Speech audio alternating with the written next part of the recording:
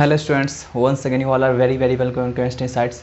तो आज मैं आप लोग के लिए एप्लीकेशन ऑफ इलेक्ट्रोलाइसिस लेकर के आया हूँ। यहाँ पे मैं इलेक्ट्रोलाइसिस से रिलेटेड जो भी कुछ फिनोमेना रिलेटेड होते हैं उन सब के बारे में स्टडी करेंगे। ठीक है, इसमें कहीं कहीं पे आपका क्या होगा, कुछ एप्लीकेशन ऐसे भी है जो Faraday law of electrolysis based है। ठीक है, तो चलिए स्टार्ट करते हैं वीडियो को।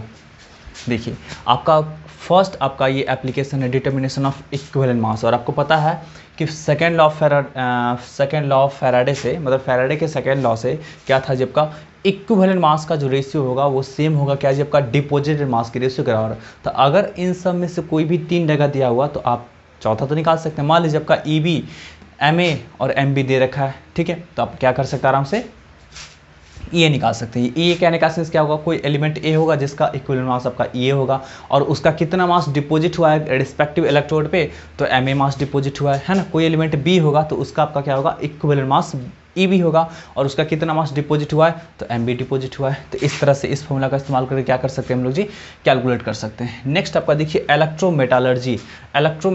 मेटालर्जिकल प्रोसेस जानते होंगे, extraction of metals from its ore, from their ore, उसके ओर से, उस मेटल के ओर से उस पार्टिकुलर मेटल को एक्सट्रैक्ट करने का जो प्रोसेस होता है, पूरा होल प्रोसेस, उसको बोलते हैं मेटालर्जी। अब यहाँ पे लगा दिया गया है आपका जी इलेक्ट्रो टर्म लगा दिया गया, तो इसका मतलब समझ गए हैं कि metallurgical process done by passing of electricity, मतलब इलेक्ट्रिसिटी के हेल्प से हम लोग क्या करेंगे, मेटालर्जिकल प्रोसेस को डन करेंगे। अब यहाँ पे देखिए मेटल को ऑब्टेन करना है तो क्या करेंगे जी, आपका ऐसे किसी मेटल को लेंगे जिसका ओर्स जो होगा ना थोड़ा सा आयनिक होगा, थोड़ा नहीं बहुत आयनिक होगा। ठीक है ना, मतलब उसके ओर्स में क्या होगा ना, आयनिक प्रॉपर्टीज होगा, तभी क्या कर सकते हैं, मेटालर्जिकल प्रोसेस क्या कर सकते हैं, अप्लाई कर सकते हैं। तो वहाँ से उसके करस्पॉन्डिंग ओर से क्या कर सकते हैं हम लोग जी, एक्सट्रैक्ट कर सकते हैं। ठीक है, सारे मेटल के ओर से ऑब्टेन नहीं कर सकते हैं ना, सारे ओर से ऑब्टेन नहीं किया सकता है।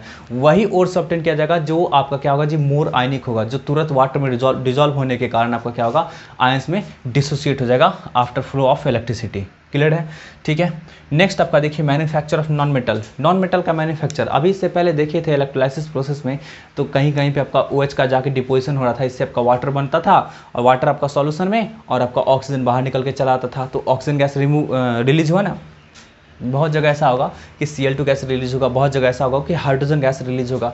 तो वो जो आपका जो मिल रहा है एनोड पे, जो मिल रहा है आपका जी ये गैसेस जो मिला आपका नॉन मेटल जो मिल रहा है, नॉन मेटालिक गैस जो मिल रहा है, तो इस तरह से क्या कर सकते हैं कि लोग उस पार्टिकुलर क्या कर सकते हैं, गैस का मैन्युफैक्चर भी कर सकते हैं। मैन्युफैक्चर और प्रिपरेशन दोनों में बहुत डिफरेंसेस होता है। प्रिपरेशन जो होता है एकदम छोटे स्केल पे होता है और मैन्युफैक्चर जो होता है लार्ज स्केल पे होता है। तो आप लार्ज स्केल पे क्या कर सकते हैं, ऑक्सीजन को, क्लोरीन को और हाइड्रोजन को, इन सब नॉन मेटल को मैन्युफैक्चर कर सकते हैं। ठीक है, नेक्स्ट आपका देखिए इलेक्ट्रो रिफाइनिंग ऑफ मेटल्स। देखिए मेटल्स को रिफाइन कर सकते हैं, आपको अल्ट्रा प्योर कंडीशन में चाहिए, काफ़ी ज़्यादा प्योर कंडीशन में चाहिए तो आप इलेक्ट्रो रिफाइनिंग प्रोसेस का अप्लाई कर सकते हैं। जैसे Cu, Ag, Au, Al, इन सब का क्या कर सकते हैं, रिफाइनिंग कर सकते हैं। आपको भी ये पढ़ा चुके हैं, आपको बताते हैं जस्ट कि हम लोग क्या किए थे प्रीवियस वीडियो में, देखिएगा कि कॉपर को रिफाइन करना था तो कॉपर का एनोड ले लिए थे और प्योर कॉपर था उसका हम लोग क्या किए थे, कैथोड ले लिए थे और कॉपर का साल्ट ले लिए था। तो ऐसे कंडीशन में एनोड से आपका कॉपर आयन निकल करके कैथोड पर जाके जमा हो रहा था और इस तरह से कैथोड पे जो भी आपका जमा होते जा रहा था, डिपॉजिट हो रहा था कॉपर, वो प्योर, अल्ट्रा प्योर बोल सकते हैं, बिल्कुल एकदम प्योर स्टेट में वो जमा हो रहा था और जो भी इम्प्योरिटीज था वो एनोड वर्ड के रूप में नीचे आपका जमा हो रहा था। तो इस तरह से क्या कर सकते हैं, इलेक्ट्रो रिफाइनिंग प्रोसेस को अप्लाई कर सकते हैं, जिसमें Cu, Ag, Au, Al इन सब मेटल को क्या कर सकते हैं, एक्सट्रैक्ट कर सकते हैं। नेक्स्ट देखिए आपका मैन्युफैक्चर ऑफ कंपाउंड का, सम कंपाउंड्स का मैन्युफैक्चर कर सकते हैं। जैसे आप देखते थे कि कुछ पार्टिकुलर आयंस, कैटायन और आपका एनायन जाके डिपॉजिट होता था और कुछ सॉल्यूशन में ही बचा रहता था, जो सॉल्यूशन में बचा रह जाता था उस केस में आपका क्या, उसी कंपाउंड का मैन्युफैक्चर हो गया। एग्जाम्पल में आपको दिखाते हैं कि अगर NaCl के सॉल्यूशन को, है ना, सॉल्यूशन में से आपका क्या, वाटर में डिजॉल्व किया गया है, अगर NaCl के सॉल्यूशन से इलेक्ट्रिसिटी पास कराते हैं PT इलेक्ट्रोड का इस्तेमाल करके, तो ऐसे केस में आप देखते थे कि हाइड्रोजन और जाकर के क्लोरीन जाकर के डिपॉजिट होता था और आपको जो सॉल्यूशन बच जो जाता था फाइनली वो आपका NaOH होता था, मतलब सोडियम हाइड्रोक्साइड होता था। तो इस तरह से सोडियम हाइड्रोक्साइड का मैन्युफैक्चरिंग कर लेते थे और भी बहुत सारे कंपाउंड का इसी तरह के आपका क्या होगा, मैन्युफैक्चर हो जाएगा। ठीक है, क्लियर है। अब नेक्स्ट आपका देखिए इलेक्ट्रोप्लेटिंग। ये इलेक्ट्रोप्लेटिंग बहुत इंपॉर्टेंट सा टॉपिक है और एक्चुअली हम लोग इसी को डील करेंगे। इन सबको उतना डील नहीं किए, मतलब जस्ट आपको बता दिए शॉर्ट में, बट इसको एक्चुअली हम लोग क्या करेंगे, डील करेंगे। तो ये टॉपिक आपका इलेक्ट्रोप्लेटिंग है क्या आपका actually, the process of coating an inferior metal with a superior metal by electrolysis is known as electroplating. देखिए इन्फीरियर मेटल के ऊपर सुपीरियर मेटल को क्या करेंगे जी, हम लोग प्लेटिंग करेंगे। प्लेटिंग करेंगे कहने का सेंस है उसका लेयर चढ़ा देंगे, तो वो आपका जिस प्रोसेस के द्वारा लेयर चढ़ाते हैं उस प्रोसेस को क्या बोलते हैं जी, इलेक्ट्रोप्लेटिंग बोलते हैं। इन्फीरियर मेटल कहने का सेंस समझिए क्या होता है आपका, जैसे आप बोल सकते हैं इन्फीरियर मेटल को, जैसे बोल सकते हैं लो रिएक्टिव मेटल बोल सकते हैं, ठीक है, लो रिएक्टिव मेटल, या फिर जिसके पास चमक कम हो, है ना, जिसके पास आपका क्या मेटालिक लस्टर कम हो, ऐसे मेटल को बोल सकते हैं आप जी इन्फीरियर मेटल। जैसे मान लीजिए आयरन की बात करते हैं तो आयरन के पास कोई चमक नहीं होता है, मतलब ग्रे कलर का होता है एक्चुअली, तो उसके पास चमक होता नहीं। अगर उसके ऊपर किसी चमकीले मेटल का लेयर चढ़ाना चाहते हैं तो हम लोग क्या करेंगे, इलेक्ट्रोप्लेटिंग मेथड का इस्तेमाल करेंगे। और इसके एग्जांपल के ऊपर हम समझते हैं, क्रोमियम का लेयर चढ़ा देते हैं, देखते हैं ना बिल्कुल सिल्वरी व्हाइट कलर का होता है। जैसे एग्जांपल में समझिए आप, जैसे साइकिल का रिम होता है ना, साइकिल का रिम जो होता है आपका, ठीक है, साइकिल का हैंडल होता है वो चमकता है ना, या फिर बाथरूम का नल देख लीजिए, वो भी क्या होता है आपका क्रोमियम का लेयर रहता चढ़ा हुआ, तो वो या तो आयरन का होगा या फिर स्टील का रहता है बना हुआ, उसी के ऊपर आपका क्या किया जाता है, वो आपका लेयर चढ़ाया जाता है क्रोमियम का, जिस कारण से वो आपका क्या होगा, सिल्वरी व्हाइट कलर का काफ़ी अच्छा दिखता है, ठीक है। दूसरी बात, ये तो बात हो गया आपका अच्छा दिखने वाली बात, और दूसरी बात कि उसमें जंग भी नहीं लगता है ना। जैसे साइकिल के रिम में देखते हैं काफ़ी दिनों बाद जंग लगता है जाकर के, साइकिल के हैंडल में देखते हैं, उसमें तो साइकिल के हैंडल में तो मुझे तो लगता है कम से कम 20-20 साल के बाद उसमें जंग लगना स्टार्ट होता है, ठीक है। तो यही चीज़ है आपको कि ज़्यादा दिन तक टिकने के लिए, ज़्यादा दिन तक अच्छे रखने के लिए उसको क्या करते हैं ना हम लोग, प्रोटेक्ट करने के लिए प्लेटिंग करते हैं, ठीक है, और मोर अट्रैक्टिव दिखने के लिए। तो बस लिखा हुआ आपका द एम ऑफ इलेक्ट्रोप्लेटिंग। क्या है एम इलेक्ट्रोप्लेटिंग का, तो फर्स्ट आपका है to prevent the inferior metal from corrosion, जंग लगने से बचाने के लिए हम लोग ऐसा किया करते हैं। दूसरा बात देख लीजिए, to make it more attractive in appearance, दिखने में अच्छा लगने के लिए क्या करते हैं, इसका इस्तेमाल करते हैं। और जनरली क्रोमियम का लेयर चढ़ा करके बाथरूम का नल हो गया, या फिर सीढ़ी के ऊपर चढ़ते हैं तो सीढ़ी के ऊपर जो रेलिंग होता है साइड में, है ना, आपको पिक्चर में सब दिख रहा होगा, ठीक है, तो उसके ऊपर भी क्या करते हैं हम लोग जी, क्रोमियम का लेयर चढ़ाते हैं। वो स्टील का रहता बना हुआ, बट उसके ऊपर क्रोमियम का लेयर चढ़ाने से जो है ना का उस पर बहुत अच्छा चमक आता है, ठीक है। और भी आप बोल सकते हैं बहुत कुछ आपको प्रैक्टिकल लाइफ में देखने को मिल जाएगा, जो बिल्कुल सिल्वरी व्हाइट कलर का रहता है, जिसके ऊपर आपका क्या होता है, जनरली आयरन के ऊपर क्रोमियम का लेयर चढ़ा करके तब उसको हम लोग यूज करते हैं, जिससे कि उस पर जंग भी नहीं लगता है और अच्छा भी दिखता है, ठीक है। और भी इसके अलावा बहुत कुछ हो सकता है, जैसे गोल्ड का भी लेयर चढ़ाता है, ठीक है ना, गोल्ड का भी लेयर चढ़ाता है किसी पर्टिकुलर सब्सटेंस पे, जो गोल्डन कलर के दिखने के लिए, अच्छा दिखने के लिए, ठीक है ना। चलिए आगे बढ़ते हैं। नेक्स्ट आपका देख लीजिए द ऑब्जेक्ट। अब यहाँ पे देखिए आपका क्या होगा कि इलेक्ट्रोप्लेटिंग मेथड करते किस तरह से है, तो देखिए the object to be electroplated made the cathode. अब बताइए जिस मेटल के ऊपर, समझिए इस चीज़ को, जैसे आपका क्या है ना, ये आपका एक मेटल है और इसके ऊपर क्या करते हैं, लेयर चढ़ाना चाहते हैं, इसके ऊपर लेयर चढ़ाना चाहते हैं, ठीक है ना, तो इस मेटल को बना देंगे हम लोग कैथोड, है ना। तो देख लीजिए आपका लिखा हुआ आपका the object is to be electroplated made the cathode, मतलब उस मेटल को क्या करेंगे, कैथोड बना देंगे। और जिस मेटल का इस्तेमाल आप करना चाहते हैं दूसरे के ऊपर लेयर के रूप में, तो उसको क्या करेंगे, एनोड के रूप में बनाएंगे। जैसे मान लीजिए ये आपका ये मेटल है, सॉरी ये मेटल है, इसके ऊपर इलेक्ट्रोप्लेटिंग करना है, तो क्या करेंगे, इसको कैथोड बनाएंगे। और अगर इस मेटल का लेयर चढ़ाना है इस पर, तो क्या करेंगे, इसको एनोड के रूप में इस्तेमाल करेंगे। तो वही चीज़ आपका लिखा हुआ है, जिस मेटल का आप इस्तेमाल करना चाहते हैं इलेक्ट्रोप्लेटिंग में, उसको क्या करेंगे जी, एनोड के रूप में ले लेंगे। होगा कहीं पर लिखा हुआ जी, made the anode in an electrolytic bath, ठीक है, क्लियर है। तो उस इलेक्ट्रोलाइटिक सेल बोल सकते हैं या फिर बात बोल सकते हैं, उसमें एनोड के रूप में कौन सा मेटल रहेगा, तो सुपीरियर मेटल रहेगा, आप बोल सकते हैं इस तरह से सुपीरियर मेटल। और कैथोड के रूप में कौन सा रहेगा जी, तो इन्फीरियर मेटल। इन्फीरियर मेटल कहने का सेंस जिस पे इलेक्ट्रोप्लेटिंग करेंगे, सुपीरियर मेटल कहने का सेंस है जिसका इस्तेमाल करेंगे इलेक्ट्रोप्लेटिंग में, ठीक है, क्लियर है आपका। फिर एक और चीज़ देखिए, एक और चीज़ आपका इंपॉर्टेंट सा चीज़ है कि जिस मेटल का हम लोग एनोड लिए हैं ना, मतलब जिस मेटल का एनोड लिए कहने का सेंस सुपीरियर मेटल का, तो सुपीरियर मेटल का साल्ट भी हम लोग लेंगे, है ना, सुपीरियर मेटल का साल्ट भी ले लेंगे। आपको एकदम पूरा का पूरा सेल तैयार हो गया, ठीक है। आपको मैं अभी ऊपर में लिख के दिखा देता हूँ। एग्जाम्पल के लिए क्या करते हैं ना, एक गैल्वेनाइजेशन प्रोसेस ले लेते हैं, आप लोग बचपन में ही पढ़े होंगे। तो उस गैल्वेनाइजेशन प्रोसेस में क्या होता था कि एक कंटेनर हुआ करता था, और उस कंटेनर में आपको 2 इलेक्ट्रोड हुआ करता था, ठीक है, 2 इलेक्ट्रोड। तो चलिए एक इलेक्ट्रोड को हम लोग ब्लैक कलर से दिखाए हैं और दूसरे इलेक्ट्रोड को हम लोग क्या कीजिए, ब्लू कलर से दिखाएं, ठीक है, ब्लू कलर से दिखाएं। अब यहाँ पे देखिए, ध्यान से देखिए, क्या करेंगे ना कि इसको पॉजिटिव बनाए थे, इसको निगेटिव बनाए थे, और इसमें जो एनोड है ना, जो एनोड है उसी का क्या करेंगे हम लोग, साल्ट सॉल्यूशन ले लेंगे, तो मान लेते हैं कि एनोड है, तो यहाँ पे मान लेते हैं जिंक ले लेते हैं और यहाँ पे मान लेते हैं हम लोग जी आयरन ले लेते हैं। क्लियर है, आयरन Fe ले लेते हैं। अब यहाँ पे देखिए आपका क्या होगा, सॉल्यूशन जो लेंगे जी तो ZnSO4 का ही तो सॉल्यूशन लेंगे ना। ठीक है, ZnSO4 को ही क्या करेंगे, इलेक्ट्रोलाइट के रूप में इस्तेमाल करेंगे। अब अगर इसको हम लोग क्या करते हैं, एक सेल से कनेक्ट कर देते हैं, सेल से कनेक्ट कर देते हैं, तो ऐसे कंडीशन में क्या होगा, इलेक्ट्रिसिटी फ्लो करेगा, है ना, एनोड से। ये आपका है क्या जी, ये एनोड है और ये आपका है क्या, कैथोड है। ठीक है ना, क्लियर है आपका। तो ये एनोड है, ये कैथोड है। तो एनोड में आपका क्या होगा, एनोड से इलेक्ट्रिसिटी इंटर करेगा और कैथोड से निकलेगा। ठीक है, क्लियर है आपका। तो ये इस तरह का बात होगा। अब जैसे ही आपका क्या होगा, इलेक्ट्रिसिटी फ्लो करना चालू होगा, तो ZnSO4 जो है ना आपका इलेक्ट्रोलाइट के रूप में, वो टूटेगा। टूटेगा किस किस रूप में जी, तो Zn2+ में और SO4 2- में। तो देखिए यहाँ से आपका क्या होगा, यहाँ पे Zn2+ में टूटेगा, ठीक है, और SO4 2- में। ठीक है, चलिए SO4 2- के रूप में। अब यहाँ से देखिए आपका क्या होगा, इसके पास क्या है, प्लस चार्ज है, इसके पास नेगेटिव चार्ज है, मतलब कैथोड के पास क्या है, नेगेटिव चार्ज। ये जा करके इस पे जमा होगा।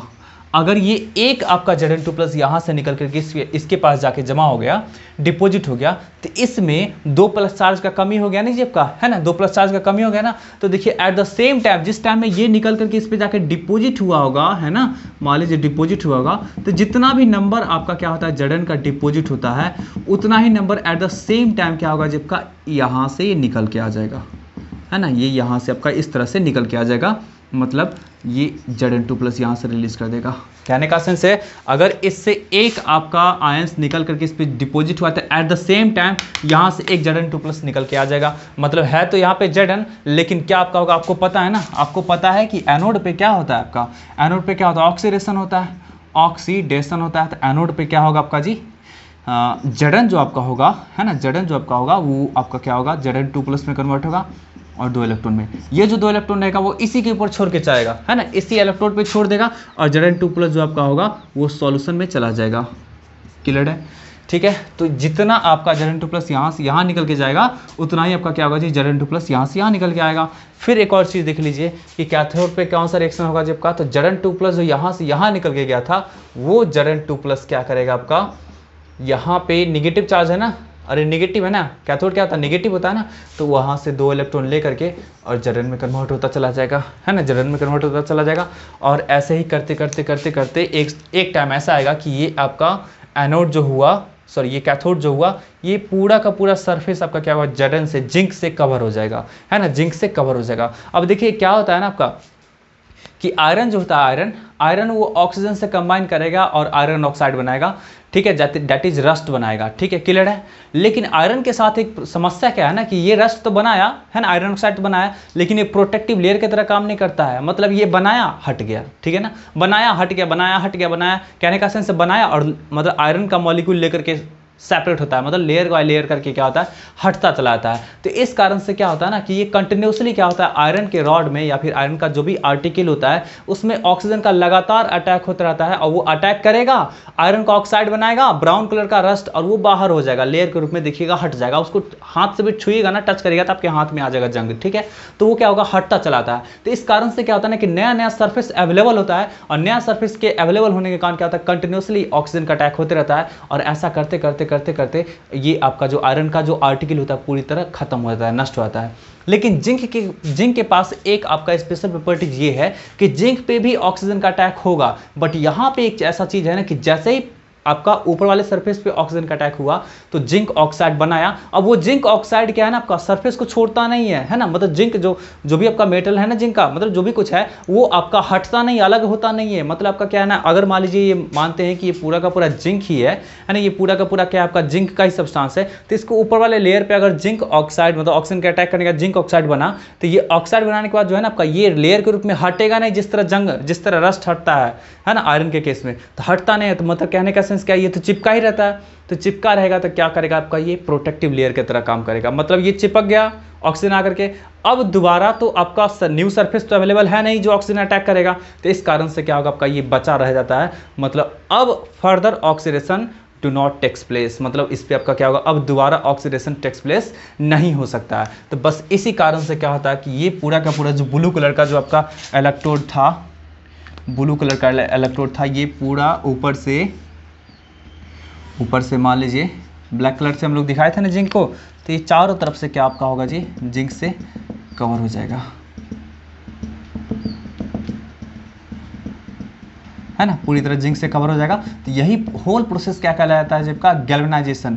तो आप गैल्वेनाइजेशन प्रोसेस को आप डिफाइन भी कर सकते हैं, the deposition of zinc metal on iron metal is called by electrolysis process is called galvanisation. और गैल्वेनाइजेशन प्रोसेस का इस्तेमाल बस रस्टिंग ऑफ आयरन से प्रोटेक्ट करने के लिए किया जाता है, मतलब कोरोजन ना हो आयरन का, इसलिए क्या आता है, जिंक का लेयर चढ़ाता है। एकदम क्लियर है, 100% क्लियर है। तो ये आपका क्या हुआ, कैथोड पे रिएक्शन, और आपका क्या हुआ, एनोड पे रिएक्शन। आपको पता है कि जिस मेटल का इस्तेमाल करके हम लोग क्या करने वाले हैं, इलेक्ट्रोप्लेटिंग करने वाले हैं, उसी मेटल का साल्ट भी लेना जरूरी है, ताकि आपका क्या होगा, इलेक्ट्रिसिटी फ्लो होने के बाद आपका वो टूटेगा आयंस के रूप में, आयंस टूटेगा तो फिर आपका क्या होगा, Zn2+ या फिर जो भी आपका कैटायन होगा वो निकल करके कैथोड पे चला जाएगा। And eight the same time क्या होगा, सेम नंबर ऑफ आयंस आपका क्या होगा, एनोड से निकल के आएगा आपका सॉल्यूशन में। और इस तरह से क्या होगा, आपका इस सॉल्यूशन का इलेक्ट्रिकल न्यूट्रलिटी हमेशा मेंटेन रहेगा। आपको इलेक्ट्रोलाइसिस प्रोसेस का ये आपको स्पेशल प्रॉपर्टीज मालूम होगा कि जितना भी इलेक्ट्रोलाइसिस प्रोसेस होता है, जब तक आपका उसमें इलेक्ट्रिसिटी पास होगा तब तक क्या होगा, आपका उसका इलेक्ट्रिकल न्यूट्रलिटी हमेशा मेंटेन रहता है। मतलब आयंस का फ्लो के कारण आपका इलेक्ट्रिसिटी का फ्लो करेगा, बट वहां पे आपका क्या होता है, इसका मेंटेन रहता है, इलेक्ट्रिकल न्यूट्रलिटी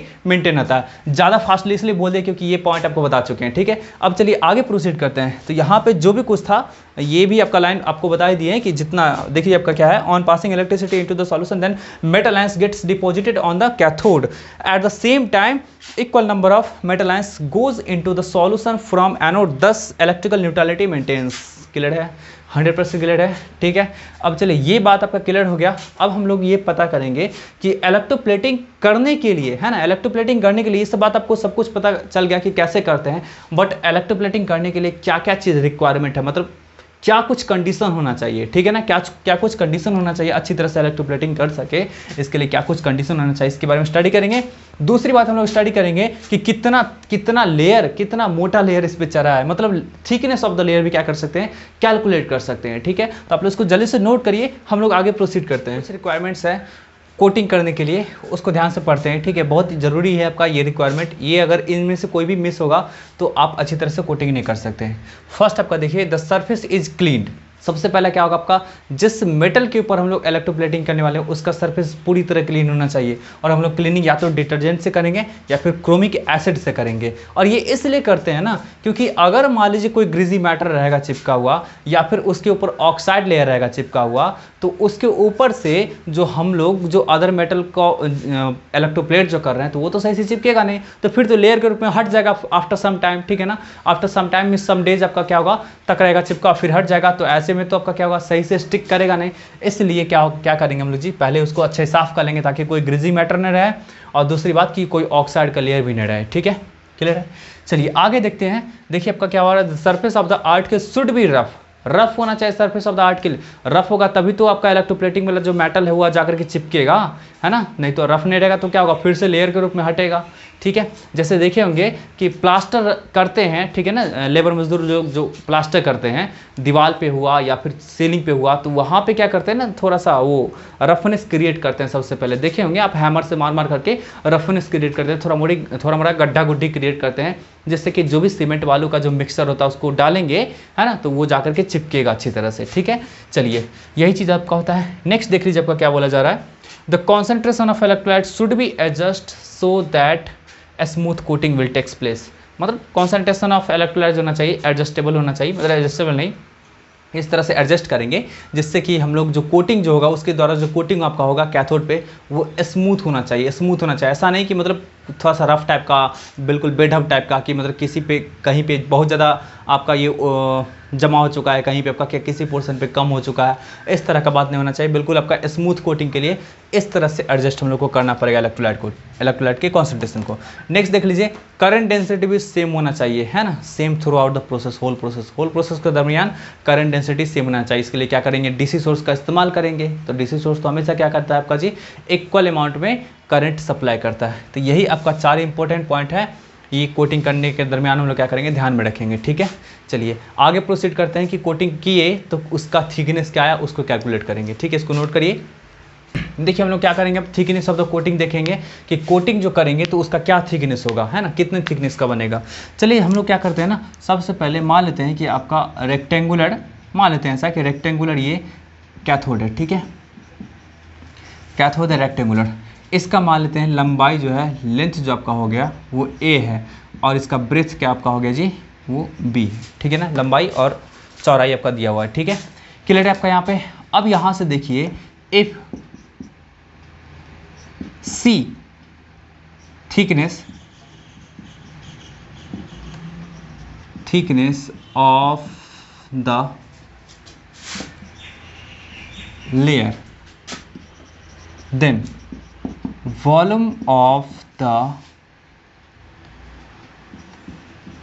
superior